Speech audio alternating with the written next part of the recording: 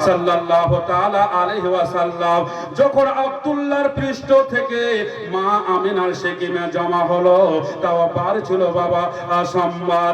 আর আমার নবী মুস্তাফা সাল্লাল্লাহু তাআলা আলাইহি ওয়াসাল্লাম যখন মা আমিনার উদর থেকে দুনিয়ার বুকে এলেন, তাও পার ছিল সোমবার। আমার নবী মুস্তাফা যখন রজব মাসের 26 তারিখে আল্লাহর সঙ্গে দিদারে গিয়েছিলেন, তাও পার ছিল সোমবার। আর আমার নবী মুস্তাফা যখন দুনিয়া থেকে বিদায় নিলেন, তাও বার ছিল বাবা সোমবারে। সোমবারে বিয়ের দিন হলো বাবা। এবার বিরাজুল ইসলাম আব্দুল মুত্তালিব চলে আসলেন। চলে আসার পর আব্দুল্লাহকে বলে দেওয়া হলো বিয়ের দিন হয়েছে সোমবার, আয়োজন শুরু হলো। এবার আব্দুল্লাহকে একটা তক্তার উপরে তুলে আদর করে বাবা গোসল দিচ্ছে, তেল হলুদ লাগায়া গোসল দিচ্ছে।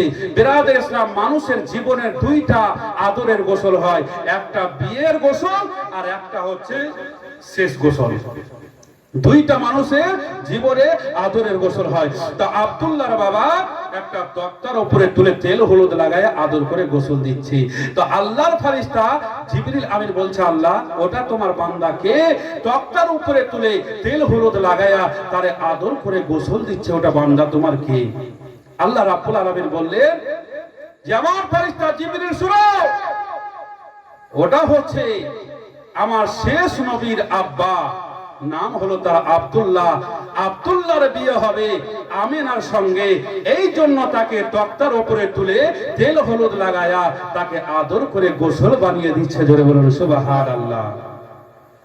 ও দেখো বাবা, আল্লাহর ফেরেশতা জিবরিল আমিন বললেন, বলা আল্লাহ রাব্বুল আলামিন মাওলা, তোমার হাবিবের বাবা মায়ের বিয়ে হবে। আমি জিবরিল আমিন কোনদিন তোমার কাছে কোন জিনিস চাহিনি গো আল্লাহ, কোন জিনিস দাবি করিনি গো আল্লাহ, তবে আজকে একটা জিনিস দাবি করব গো আল্লাহ। হে আল্লাহ রাব্বুল আলামিন মাওলা গো, তোমার হাবিবের বাবা মায়ের বিয়ে হবে, আমি জিবরিল আমিন আমি বরযাত্রী যেতে চাই, আমার ছুটি দেওয়া হোক। আল্লাহ রাব্বুল আলামিন বললেন, ওরে আমার ফেরেশতা জিবরিল আমিন শোনো, তুমি কেমন করে বরযাত্রী যাবা? তুমি খাও না শোও না, তোমার বিয়ে শাদী নাই, পেশাব পায়খানা নাই, ছেলে মেয়ে নাই, তুমি কি করে তুমি বরযাত্রী যাবা? আল্লাহর ফেরেশতা জিবরিল আমিন বললেন, বলে আল্লাহ গো, যেমন করে বিবি মারিয়ামের কাছে বাসারিয়াতে রূপ ধারণ করে গিয়েছিলাম, অমনি করে বাসারিয়াতে রূপ ধারণ করে আমি জিবরিল তোমার হাবিবের বাবা মায়ের বিয়েতে যেতে চাই। আল্লাহ বলে, যা তোর ছুটি দেওয়া হলো। এবার মিকাইল আলাইহিস সালাম বললেন, আমাদের যিনি সরদার তার ছুটি দেওয়া হলো, আমারও ছুটি দেওয়া হোক, আমিও বরযাত্রী যাব, তারও ছুটি দেওয়া হলো। ইসরাফিল আলাইহিস সালাম বললেন, বলে আমারও ছুটি দেওয়া হোক বাবা, তারও ছুটি দেওয়া হলো। 4 জনের মধ্যে 3 জনের ছুটি হলো, কিন্তু একজনা কোনো কথা কহে না, চুপ করে বসে আছে, কোনো কথা বলছে না। আল্লাহ রাব্বুল আলামিন বললেন, 4 জনের মধ্যে 3 জনের ছুটি হয়ে গেল। এ আমার ফেরেশতা ইসরাইল আলাইহিস সালাম, তোমার কি আমার হাবিবের বাবা মায়ের বিয়েতে বরযাত্রী যেতে মন চাহে না? আল্লাহর ফেরেশতা ইসরাইল আলাইহিস সালাম বললেন, আল্লাহ গো, আমার কত মন যেতে চাইছে আল্লাহ তুমি জানো, কারণ তোমার বিনা অর্ডারে গাছের একটা পাতা পর্যন্ত লড়ে না। তবে আল্লাহ গো, আদম যখন তুমি তৈরি করো, মাটি আনতে জিবরিল আমিনকে পাঠিয়েছিলেন, মাটি আনতে পারে নাই, মিকাইল আলাইহিস সালামকে পাঠিয়েছিলেন, জমিনের বুক থেকে মাটি আনতে পারে নাই, ইসরাফিল আলাইহিস সালামকে পাঠিয়েছিলেন, জমিনের বুক থেকে মাটি আনতে পারে নাই। আপনি যখন আমাকে পাঠিয়েছিলেন, আমি মাটির কান্না শুনে নাই, জমিনের বুক থেকে তোমার অর্ডারে আমি মাটি এনেছিলাম, আদম তৈরি করেছে গো আল্লাহ। ওই আদম সন্তানের জান আমাকে কবুল করতে হয়। বিয়ে শাদীর কাজ যাব, মক্কা থেকে মদিনা 326 কিলোমিটার রাস্তা, এত দূরে যাব, আর যাওয়া আসাতে বিয়ে শাদীর কাজ দেরি হতে পারে, তবে এত লম্বা টাইমে দম কবজ করবে কেটা? আল্লাহ, আমি যাব, এত আদম সন্তানের যত জীবজন্তু আছে সবার যেন আমাকে কবজ করতে হয়, আর বিয়ে শাদীর কাজ দেরি হতে পারে, এত দূর পথ যাব আসবো, তো এত লম্বা টাইমের মধ্যে দমটা কবজ করবে কে? এই দায়িত্বটা কে নেবে?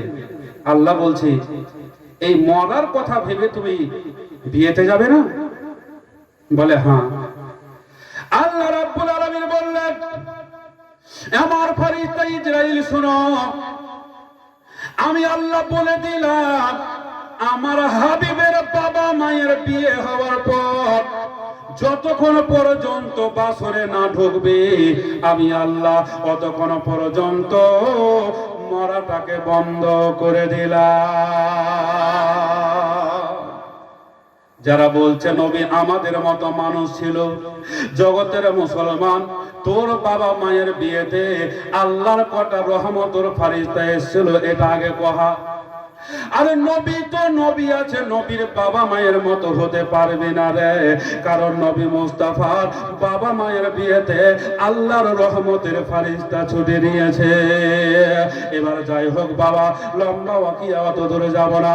এবার বাবা বিয়ে নিয়ে যাওয়া হলো, নিয়ে যাওয়ার পর বিয়ে শাদীর কাজ কমপ্লিট হলো, আমেনাকে বৌমা সাজিয়ে এবার যেন পালকিতে বাবা বসিয়ে দেওয়া হয়েছে। আমেনা ঘুঙুরটা টেনে পালকের মধ্যে জানা বসে আছে, আব্দুল্লাহ বসে আছে। আব্দুল্লাহ কোনোদিন জীবনে কোনোদিন আমেনাকে দেখে নাই, আমেনা কোনোদিন আব্দুল্লাহকে দেখে নাই। এবার যেন আমেনা ঘুঙুর পেতে বসে আছে, ঘুঙুরটা বাবা টেনে পালকিতে বসে আছে।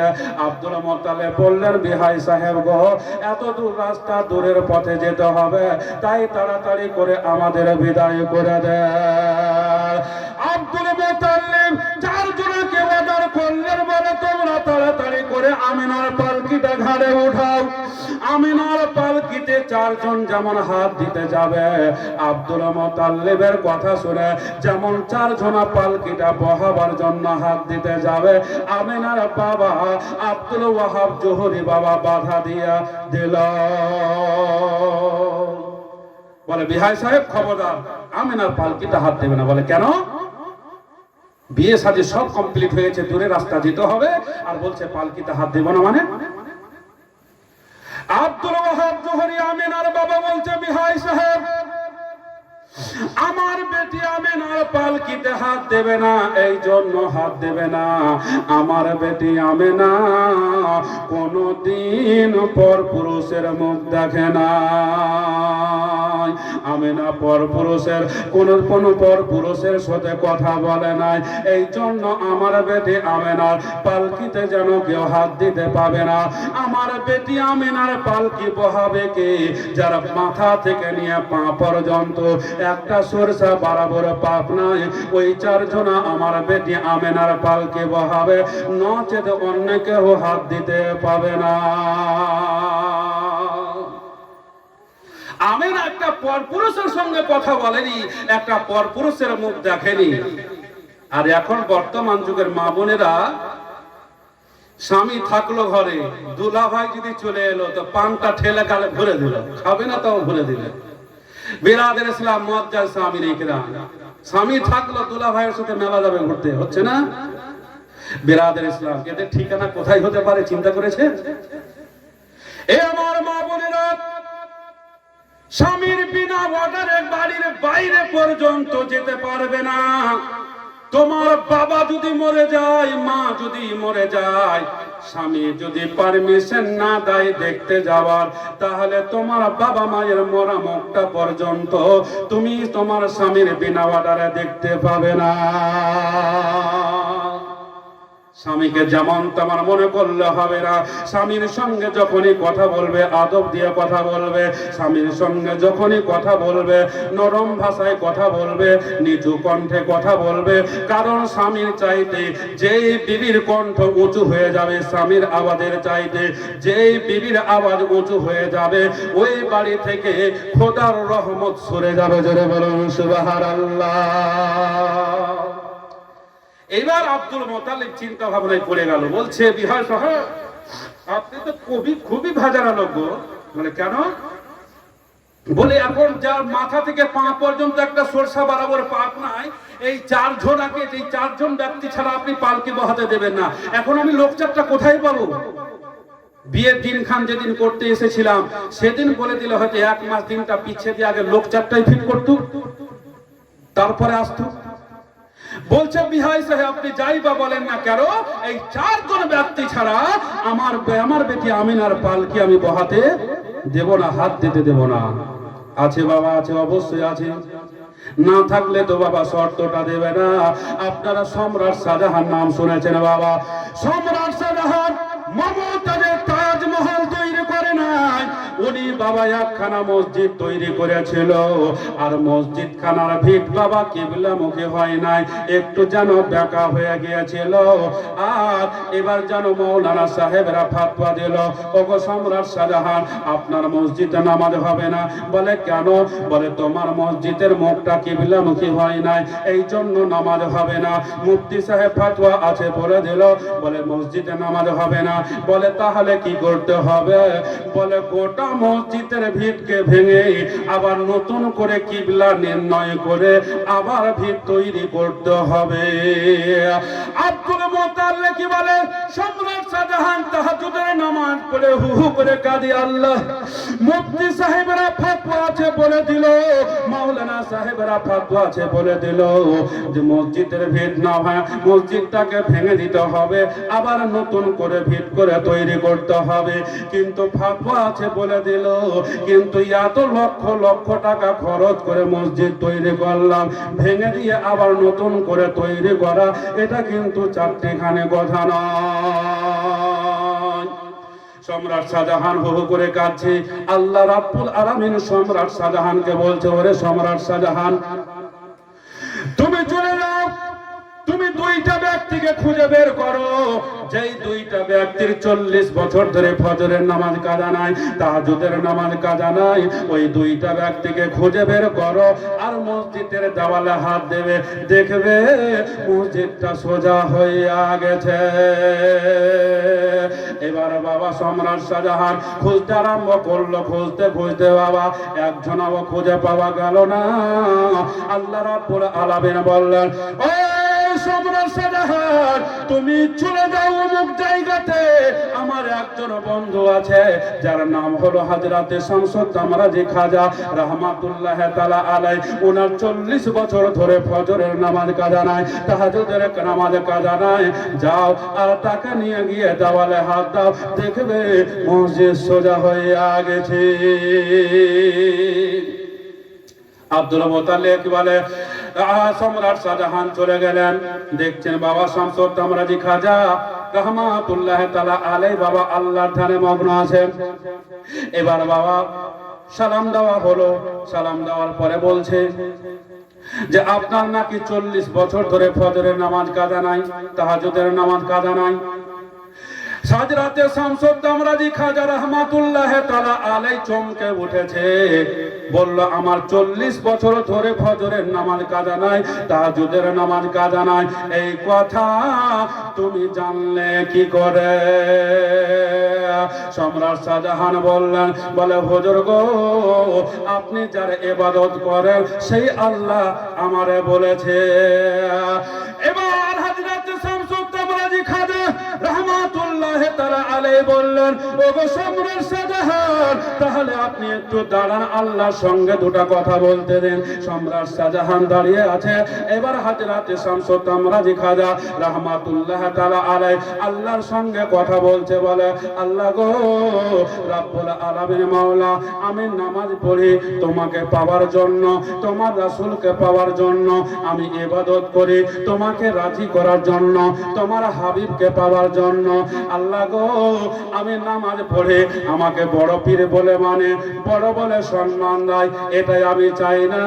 আমি চাই কেবল তোমার দয়ার নবীকে, নবী ছাড়া আল্লাহ পাবে না রে দেওয়ানা, নবী ছাড়া আল্লাহ পাবে না, নবী ছাড়া আল্লাহ পাবে না রে দেওয়ানা, নবী ছাড়া আল্লাহ পাবে না।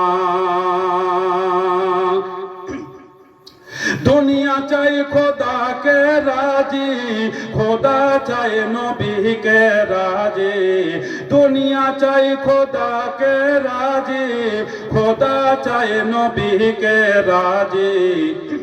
এদের তত বোঝা যাবে না রে দেওয়ানা, নবী ছাড়া আল্লাহ পাবে না, নবী ছাড়া আল্লাহ পাবে না রে দেওয়ানা, নবী ছাড়া আল্লাহ পাবে না।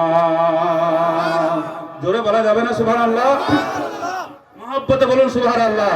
মাহফিল ঠান্ডা হয়েছে, বলুন ইয়া রাসূলুল্লাহ। নবী ছাড়া আল্লাহ পাবে না রে দেওয়ানা, নবী ছাড়া আল্লাহ পাবে না।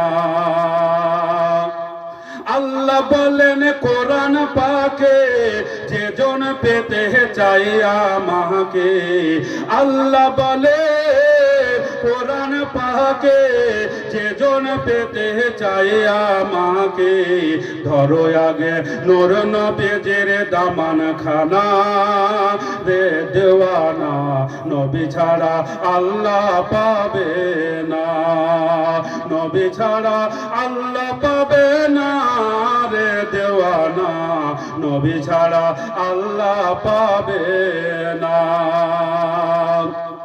নবী হলেন নূরালা নূর, আদম পয়গম্বরের হুজুর, নাই বামানো নাজিদ কামিনা রে দেওয়ানা, নবী ছাড়া আল্লাহ পাবে না, নবী ছাড়া আল্লাহ পাবে না রে দেওয়ানা, নবী ছাড়া আল্লাহ পাবে না। হযরতে শামসুত তামরাজি খাজা রাহমাতুল্লাহ তাআলা আলাইহি আল্লাহর সঙ্গে কথা বললেন। এইবার কথা বলতে বলতে হযরতে শামসুত তামরাজি খাজা রাহমাতুল্লাহ তাআলা আলাইহি বলছেন, বলে আল্লাহ গো আমি যাব, তুমি মসজিদটাকে সোজা করে দিও আল্লাহ, তবে আমার একটা কথা শুনতে হবে গো আল্লাহ। বলে কি? বলে আল্লাহ গো আমি যাব, আর মসজিদটা তুমি সোজা করে দিও, আর মসজিদটা যখন সোজা হয়ে যাবে ওইখানে যেন আমার দমটা চলে যায়। দুইজনের মধ্যে বাবা একজনকে খুঁজে পাওয়া গেল, আর একজনকে খুঁজে পাওয়া যায় না। সম্রাট শাহজাহান তাহাজ্জুদের নামাজ পড়ে হো হো করে কাঁদছে, বলে আল্লাহ গো একজনকে খুঁজে পাওয়া গেল, আর একজনকে খুঁজে পাওয়া যায় না। আল্লাহ বলে, ওরে সম্রাট শাহজাহান, আরে তুমি তো নিজেই আছো, তোমার 40 বছর ধরে ফজরের নামাজ কাজা নাই, তাহাজ্জুদের নামাজ কাজা নাই, তুমি লাগাও হাত, দেখবে মসজিদটা সোজা হয়ে গেছে। হযরতে শামসুত তামরাজি খাজা রাহমাতুল্লাহ তাআলা আলাইহি, হযরতে সম্রাট শাহজাহান দুইজন মিলে বাবা মসজিদের দেওয়ালে যেমন হাত দিয়েছে, মসজিদটা বিকট আওয়াজ করে বাবা সোজা হয়ে গেল। আর যেমনই সোজা হয়ে গেল বাবা যেমনই সোজা হয়ে গেল অমনি যেন বাবা আল্লাহর ওলি হযরত শামসুদ্দৌলা রাজি খাজা রাহমাতুল্লাহ তাআলা আলাই ওইখানে পা স্লিপ করে পড়ে গেল। আর যেমনই পা স্লিপ করে পড়ে যাওয়া কলিজা ফেটে ওইখানে তার দমটা চলে গেল। পড়ল ইন্না লিল্লাহি ওয়া ইন্না ইলাইহি রাজিউন। জীবনের ইন্তেকালে ইজরাইল আসিয়া সোনার জীবন যাবে রে লইয়া, সাধের জীবন যাবে রে লইয়া। মানুষের ইন্তেকাল ইজরাইল আসিয়া সোনার জীবন যাবে রে লইয়া, সাধের জীবন যাবে রে লইয়া। এত যত্নে যারে তুমি আরে ঘরেতে রাখিলে, যাহার লাগে দুঃখ কষ্ট কতই না সইলে। তার দম চলে গেল, হাজারো চেষ্টা করা গেল, কিন্তু বাবা তার ওখান থেকে ওঠানো গেল না। তাই বাবা তার কবরখানা ওইখানে হইয়া গেল। এই জন্য বলি বাবা রে, যেইখানে করে আল্লাহর ওলির মাজার আছে ওইখানে খোদার ঘর মসজিদ আছে। আপনি চলে যান পাথর চাপড়িতে, দাতা বাবা মাহবুব আলাই রাহমাতুল্লাহ তাআলা আলাইহির মাজার যেখানে, ওইখানে বাবা খোদার ঘর মসজিদ আছে। আপনি চলে যান কালিয়ার শরীফে, সাবির কালিয়ারি রাহমাতুল্লাহ তাআলা আলাইহির মাজারে, যেইখানে করে বাবা সাবির কালিয়ারির মাজার শরীফ আছে ওইখানে করে আল্লাহর ঘর মসজিদ আছে। আজমির শরীফ চলে যান বাবা, আজমির শরীফে দাতা বাবার যেইখানে বাবা কি বলে আজমির শরীফে খাজা বাবা রাহমাতুল্লাহ তাআলা আলাইহির যেইখানে মাজার আছে ওনার বাবা পাশে আল্লাহর ঘর মসজিদ আছে।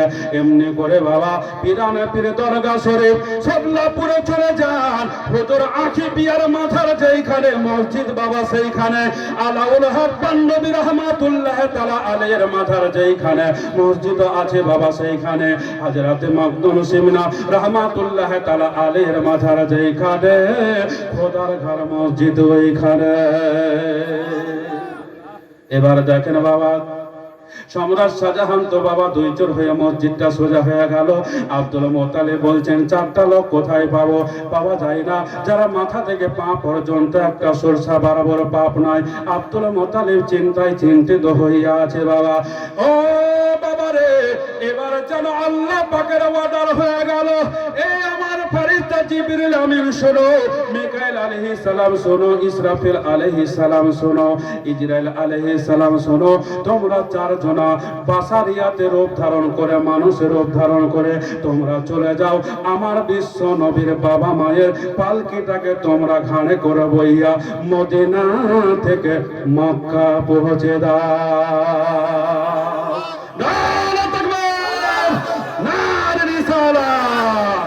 যারা বলে নবী আমাদের মতো মানুষ ছিল ওরাকে বলবো চোখটা ভালো করে খুলে কিতাবটা পড়ে দেখিস, আর কানটা খুলে ভালো করে শুন, পড়তে না জানলে ভালো করে শুন। বলছি শোন, যে নবী মুস্তাফার বাবা মায়ের পালকি বহাবার জন্য আল্লাহ ফারিস্তা পাঠালো, আর তোর বাবা মায়ের বিয়েতে কটা আল্লাহ ফারিস্তা পাঠিয়েছে বল? কথা ঠিক কিনা? এমন মানুষ বাবা পথভ্রষ্ট হয়েছে, ইহুদির দালাল হয়েছে, ইহুদির দালাল হয়ে বাবা ভালো ভালো মুসলমানকে বাবা বিভ্রান্তের মধ্যে ফেলে দিচ্ছে। কাকে টাকার লোভ দিচ্ছে, কাকে চাইলের লোভ দিচ্ছে, এমনি করে লোভ দিয়ে দিয়ে মানুষের বাবা ঈমানটাকে নষ্ট করছে।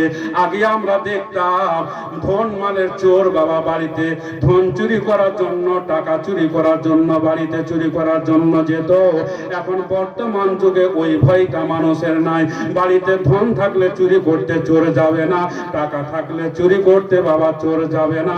কিন্তু কিন্তু ঈমান যদি থাকে, ঈমানটাকে চুরি করার জন্য বাবা ইহুদির দালাল ঈমান চোর ঘুরছে। কথা ঠিক কিনা? জগতের মুসলমান, আমার বিশ্ব নবীর বাবা মায়ের পালকিটা যখন বাবা বহাচ্ছে, আল্লাহর জান্নাতের হুরিরা বলছে, আল্লাহ গো তোমার হাবিবের বাবা মায়ের বিয়ে হচ্ছে, আমরাও যাব। বলে কে তোরা যে কি করবে রে? বলে আল্লাহ গো আমরা যাব, আর তোমার হাবিবের বাবা মায়ের পালকিটা যেই রাস্তা দিয়ে বহিয়ে যাবে ওই পথের ধুলোগুলিতে আমরা চুম্বন দেব। গেলামানেরা বলে আল্লাহ গো আমাদেরও ছুটি দেওয়া হোক। বলে তোরা ছুটি নিয়ে কি করবে রে? বলে আল্লাহ আমরা যাব, তোমার হাবিবের বাবা মায়ের পালকিটা যেটা দিয়া বহাবে আমরা গেলামানেরা জান্নাত থেকে ফুল গালা নিয়ে গিয়া পালকির ওপরে ছিটাবো। জোরে বলুন সুবহানাল্লাহ। আরে আমেনার আব্দুল্লাহ বিশ্ব নবীর বাবা মায়ের পালকিতে আল্লাহর হুর গেলামানেরা ফুল ছিটিয়েছিল, পথের ধুলিতে চুম্বন দিয়েছিল বাবা। আরে আমেনা তো আমেনা আছে, নবীর বাবা আব্দুল্লাহ তো আব্দুল্লাহ আছে, আমার নবী তো নবী আছে। আলা হযরত মুজাদ্দিদুল মিল্লাত রাদিয়াল্লাহু তাআলা আনহু নাম বাবা শুনেছেন? কিছুদিন আগে ফাতাহা করেছিলাম, বিস্তারিত আলোচনা করেছিলাম যে 1400 খানা কিতাব উনি বাবা লিখেছিলেন। ওই আলা হযরতের কথা বলে বাবা বেরাদার ইসলাম, দাতা বাবার মাথারে বাবা আপনার নাপাক মানুষ চলে যেতে পারে, হিন্দু চলে যেতে পারে, বৌদ্ধ খ্রিস্টান ঢুকে যেতে পারে। হযরত সিরাজউদ্দিন আখি রাহমাতুল্লাহ তাআলা আলাইহির মাথারে হিন্দু ঢুকে যেতে পারে, বৌদ্ধ খ্রিস্টান ঢুকে যেতে পারে। আপনার কি বলে আজমির শরীফে খাজা বাবার মাথারে বৌদ্ধ খ্রিস্টান ঢুকে যেতে পারে, কোন হিন্দু ঢুকে যেতে পারে। আলাউল হক পাঞ্জাবী রাহমাতুল্লাহ তাআলা আলাইহির মাথারে কোন হিন্দু ঢুকে যেতে পারে, কোন বেধর্মী আপনার বৌদ্ধ খ্রিস্টান ঢুকে যেতে পারে। কিন্তু আমার আলা হযরতের মাথারে কোন বৌদ্ধ হিন্দু এবং খ্রিস্টান ঢুকতে পারবে না, কারণ না পাকের ওইখানে কোন চান্স না, ঢুকলেই বাস্ট হয়ে যাবে। জগতের মুসলমান, অটল বিহারী বাজপেয়ী যখন মন্ত্রী ছিল আলা হযরতকে এত ভালোবাসছিল, এত ভালোবাসছিল, আলা হযরতের দিওয়ানা এত ছিল। অটল বিহারী বাজপেয়ী আলা হযরতের দিওয়ানা হয়ে উনি চিন্তা করলো আলা হযরতের মাথারে ঢুকতে পারবো না, কারণ আমি হচ্ছে নাপাক, ঈমান আনি নাই, ইসলাম গ্রহণ করি নাই, নামাজ পড়ি নাই, রোজা রাখি নাই, এই জন্য আলা হযরতের মাথারে আমি ঢুকতে পারবো না। এই জন্য আলা হযরতকে অটল বিহারী বাজপেয়ী এত ভালোবাসতো, এত ভালোবাসতো বাবা। অটল বিহারী বাজপেয়ী একটা হেলিকপ্টার নিয়ে আলা হযরতের মা কি বলে আপনার মাথার উপরে চক্কর দিচ্ছে, আর জানো বাবা আলা হযরতের মহব্বতে জানো 2.5 কুইন্টাল ফুল ছিটালো, 2.5 কুইন্টাল ফুল ছিটিয়েছিল অটল বিহারী বাজপেয়ী। বেরাদের ইসলাম মুআজ্জাজ সামিনে কেরাম, আর আজকে মুসলমান হইয়া বলছে যে পীরের মাথারে চাদর দেওয়া যাবে না। ঈমান কোথায়? জগতের মুসলমান, ঈমান থাকলে তো কথা ঠিক বের হবে। বেরাদের ইসলাম মুআজ্জাজ সামিনে কেরাম মাথা তো খেয়ে ফেলেছে, কথা কি আর ঠিক বের হবে? বেরাদের ইসলাম মুআজ্জাজ সামিনে কেরাম দেখুন, এবার পালকিটাকে হযরতে মা আমেনা আব্দুল্লাহর পালকি বাবা আল্লাহর 4 জন নূরাতুন ফেরেশতা বাসারিয়াত অর্থাৎ মানুষের রূপ ধারণ করে এবার বাবা পৌঁছে দিল মক্কাতে। পৌঁছে দেওয়ার পর বাবা আব্দুল্লাহ হইছে বাবা বাপের প্যারা বেটা, ভাইদের বাবা প্যারা ভাই, দেশ দেশান্তরের প্যারা।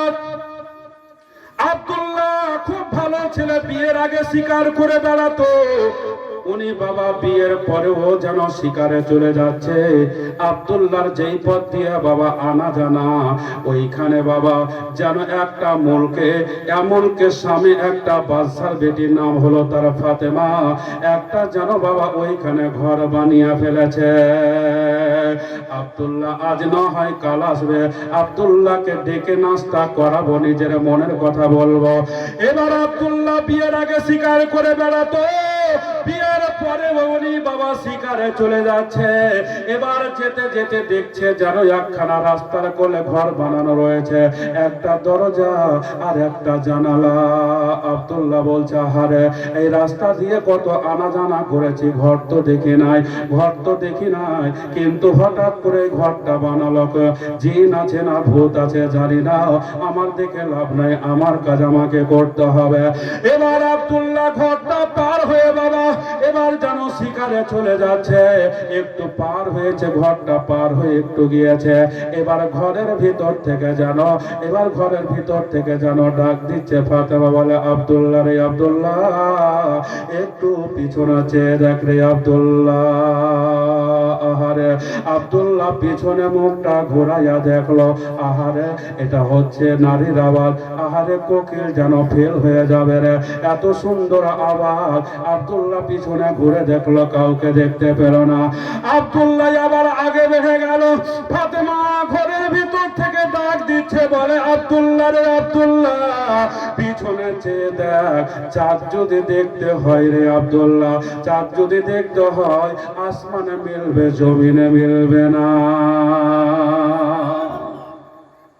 এবার বাবা আব্দুল্লাহ পিছনে চেয়ে দেখলো, তো আব্দুল্লাহ দেখছে ফাতেমাকে, আর ফাতেমা দেখছে আব্দুল্লাহকে, চারটা চোখ এক জায়গায় হয়ে গেছে। এবার আব্দুল্লাহকে ডাকা হলো বাবা, ডাকার পরে নাস্তার দাওয়াত দেওয়া হলো। এবার বিরাদর ইসলাম ওই মেয়েটা হলো মুলকে সামে বাদশার বেটি ফাতেমা। ফাতেমা বাদশার বেটি ফাতেমা, পাঁচটা নয় সাতটা নয়, একমাত্র আদরের দুলারি বেটি ফাতেমা। সোনার পালঙ্কে ঘুমায়, চাঁদির পালঙ্কে পা রাখে, কত বাণী দাসী তার হাত পা দেবে দায়। ওই ফাতেমা নিজের ধর্মের কেতাবে পড়েছে যে আব্দুল্লাহকে যে বিয়ে করতে পারবে সে হবে শেষ নবীর আম্মা জান। ও পড়েছে যে আব্দুল্লাহর বিয়ে হবে আমেনার সাথে, আর আমেনা হবে শেষ নবীর আম্মা জান। কিন্তু আমেনার বিয়ে হওয়ার আগে যদি আমি ফাতেমা আব্দুল্লাহকে বিয়ে করে নিতে পারি, তাহলে আমার কপালটা খুলে যাবে, ভাগ্য খুলে যাবে, আমি শেষ নবীর আম্মা জান হয়ে যাব। এই আশায় আশান্বিত হইয়া ফাতেমা তার আব্বাকে বলছে, বলে আব্বা গো, বলে কি হলো রে বেটি ফাতেমা, বলে আব্বা গো আমার একটা কথা শুনতে হবে গো আব্বা। বলে কি রে বেটি, একটা কেন পাঁচটা শুনবো রে, কারণ পাঁচটা নাই সাতটা নাই, তুই হলি আমার একমাত্র আদরের দুলারি রে বেটে। বলে আব্বা আমার একটা যেন মক্কা মদিনার পথে একটা ঘর বানাইয়া দিতে হবে গো আব্বা। বলে বেটি এমন কথা কেন বলিস রে, তোর বাবার পাঁচটা নাই সাতটা নাই, তুই হলি একমাত্র আদরের দুলারি বেটি। সোনার পালঙ্কে ঘুমাস, চাঁদির পালঙ্কে পা রাখিস, কত পানি দেশি তোর পা দিকে হাত পা দেবে দায়। আরে এত বড় বাড়ি রেখে মক্কা মদিনার পথে কিনে ঘর বানাবো রে আম্মা। ওই ফাতেমা বলল আব্বা গো বলছি আপনাকে বানাইয়া দিতে হবে। বলে বেটি রে কাঁদিস না, বানাইয়া দেব, তবে কারণটা একটু আমাকে বলে দিলে আমি তোর আব্বা খুশি হতাম রে আম্মা। ফাতেমা বলে আব্বা গো আপনার কারণ শোনার দরকার নাই, আমার মনের আশা যদি পূর্ণ হয়, আপনি কেন গো আব্বা 7টা ভাগ জমিন ও আসমান জেনে যাবে। আপনি কেন 7টা ভাগ জমিন আসমান জেনে যাবে যদি আমার মনের আশাটা পূর্ণ হয়। আর যদি আমার মনের আশা পূর্ণ না হয়, আমি এই জীবন যৌবন কাউকে দেব না, আত্মহত্যা করে দেব। বেরাদার ইসলাম তাই ওইখানে বাবা ঘর বানাইয়া দেওয়া হয়েছে। এবার ফাতেমা আব্দুল্লাহকে যেন বাবা নাস্তার দাওয়াত করে দিল, নাস্তা খাওয়া হলো। নাস্তা খাওয়ার পরে ফাতেমা বলছে আব্দুল্লাহ রে আব্দুল্লাহ হারাম কাজে লিপ্ত হব না, খোদাকে হিসাব দিতে হবে। এই জন্য আব্দুল্লাহ আমি মনের কথাটা বলি রে আব্দুল্লাহ, লজ্জার কোনো কারণ নাই। আব্দুল্লাহ বলল তাহলে বল। ফাতেমা বললে আব্দুল্লাহ রে আব্দুল্লাহ আমি তোমাকে স্বামীতে রূপে পেতে চাই, আমি বিবাহ করতে চাই। আব্দুল্লাহ বলল না যে আমার বিয়ে হয়ে গেছে। আব্দুল্লাহ বলল ফাতেমা যখন তুই আমাকে বিয়ে করবি তা আজকে আমি বলবো না, কালকে বলবো। বাবা আছে, বড় ভাই আছে, এদের সঙ্গে পরামর্শ না করে, না বোঝাপড়া করে আমি বলতে পারবো না। তো বলছে যে বিয়েটা হওয়া চাই, আর যদি না হয় আজ হোক আর কাল হোক বিয়েটা যেন হয়। আর বিয়ে যদি না হয় তাহলে কিন্তু এই জীবন যৌবন আমি রাখবো না, আত্মহত্যা করে দেবো। আব্দুল্লাহ বলল, ওরে ফাতেমা, বিয়ে শাদী জন্ম মৃত্যু নসিবের লেখা। বিয়ে শাদী জন্ম মৃত্যু যা কিছু হয় আল্লাহ হতে হয় রে, আল্লাহ হতে হয়। ওয়াল কদরে খাইরিহি ওয়া শাররিহি মিনাল্লাহি তাআলা ওয়াল বাসি বাদাল মাউত, যা কিছু হয় আল্লাহ হতে হয় রে ফাতেমা। বিয়ে শাদী জন্ম মৃত্যু নসিবের লেখা। সবর কর, আজকে নয়, আজকে নয়, কালকে আমি সঠিক খবরটা বলে দেব। এবার বাবা আব্দুল্লাহ চলে গেল।